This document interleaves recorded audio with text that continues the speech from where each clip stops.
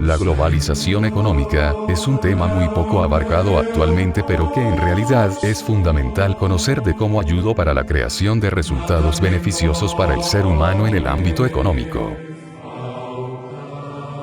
Pero en realidad, ¿qué es? Primero se tiene que definir qué es la globalización en sí misma. Se define como un conjunto de transformaciones que han posibilitado la generación del comercio mundial y el incremento de las inversiones internacionales.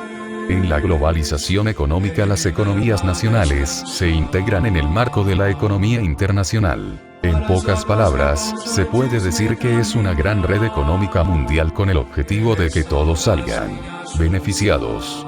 Y esta se caracteriza por la liberación económica, la cual se basa en acuerdos bilaterales. Estos acuerdos generan obligaciones recíprocas para ambos firmantes, que pueden ser castigados en caso de incumplimiento. Y esto trae consigo eliminación de barreras arancelarias y la disminución de políticas proteccionistas. También la internacionalización de actividades como la deslocalización de la producción. Esto se refiere a un movimiento que realizan algunas empresas trasladando sus centros de trabajo en países desarrollados a países con menores costes para la empresa, generalmente a países en vías de desarrollo. Y la fragmentación de la producción se refiere en términos simples a minimizar los costos en relación al intercambio de productos terminados.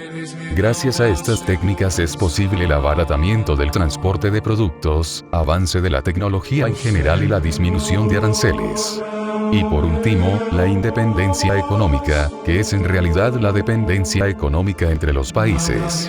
La globalización ha aprovechado el desarrollo explosivo de dos sectores: el mercado financiero y los medios de comunicación, de modo que su evolución depende cada vez más de los mercados internacionales y menos de las políticas económicas gubernamentales.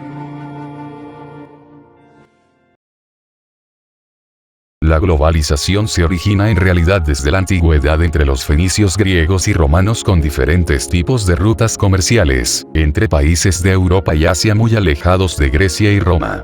Además que los productos indios y chinos en los mercados egipcios o perfumes del Medio Oriente en Roma eran muy habitualmente vistos en el mundo antiguo.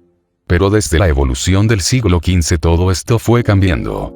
Con la caída del muro de Berlín, el colapso de la Unión Soviética y el fin de la Guerra Fría,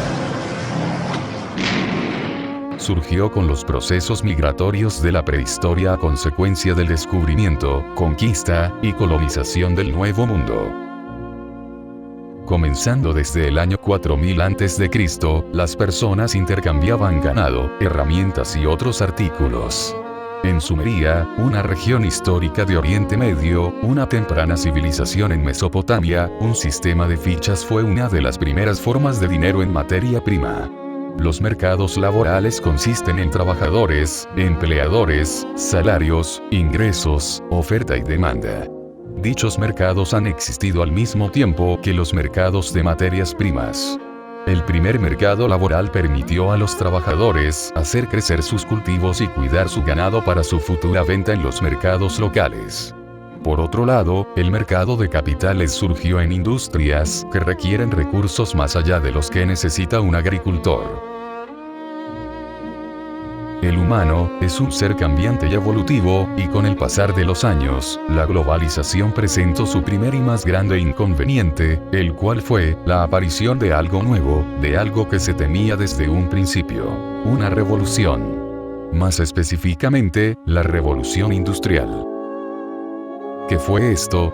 La revolución industrial fue un periodo histórico comprendido entre la segunda mitad del siglo XVIII y principios del XIX, en el que Gran Bretaña en primer lugar, y el resto de Europa continental después, sufren el mayor conjunto de transformaciones socioeconómicas, tecnológicas y culturales de la historia de la humanidad, desde el Neolítico. La industrialización surge como consecuencia directa de la invención de la máquina de vapor, pero también influyó decisivamente los cambios jurídicos en la propiedad, el incremento del comercio y la competitividad entre países como Gran Bretaña, Alemania y Francia. Los motores de la industrialización fueron la minería, la metalurgia y la química.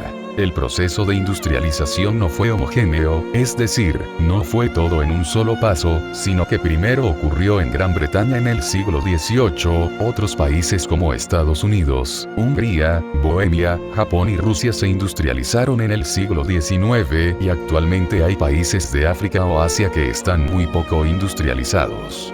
Viendo esto desde un punto de vista científico, pareciera ser un gran beneficio para los avances tecnológicos para el humano, y en realidad lo fueron. Pero por otra parte tuvo consecuencias para la globalización económica. Primeramente creando una inmensa competitividad por parte del control que la burguesía, que era un nuevo término en ese entonces que se refería a personas poderosas política y económicamente, tenía sobre la industrialización de productos, incrementando en gran medida su poder con un nuevo modelo económico. El capitalismo. El diccionario de la RAE define capitalismo como sistema económico basado en la propiedad privada de los medios de producción y en la libertad de mercado. Por definición, un sistema capitalista es aquel en que son los agentes privados, empresas y familias, los que toman la iniciativa y deciden todos los aspectos, económicos o no, de la actividad. ¿Qué y cómo se produce, se consume, o hasta vivir? Como conclusión, se puede decir que el proceso que tuvo la globalización fue amplio, en un principio beneficioso pero con sus altibajos, que lastimosamente no dejaron que este movimiento económico pudiera ser mejor aprovechado. Pero queda claro que el humano seguirá evolucionando, cambiando, adaptándose y llegando muy lejos en su historia solo para poder decir: logramos vivir por fin como lo merecemos. ¿O no?